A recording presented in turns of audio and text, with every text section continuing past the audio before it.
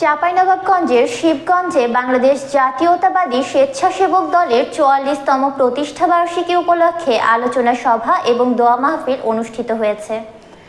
মঙ্গলবার বিকালে শিবগঞ্জ ডাক বাংলা চত্বরে অনুষ্ঠিত হয়।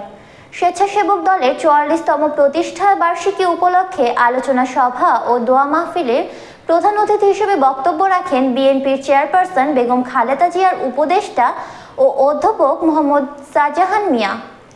শিবগঞ্জ উপজেলা স্বেচ্ছাসেবক দলের আহ্বায়ক আব্দুল্লাহ আল ফারুক কুইকের সভাপতিত্বে বক্তব্য রাখেন শিবগঞ্জ উপজেলা বিএনপির সাবেক সাধারণ সম্পাদক সারওয়ার জাহান সেন্টু, উপজেলা স্বেচ্ছাসেবক দলের সদস্য সচিব জানিবুল ইসলাম জৌসি সহ শিবগঞ্জ উপজেলার বিএনপি ও এর সহযোগী সংগঠনের নেতাকর্মীরা উপস্থিত ছিলেন।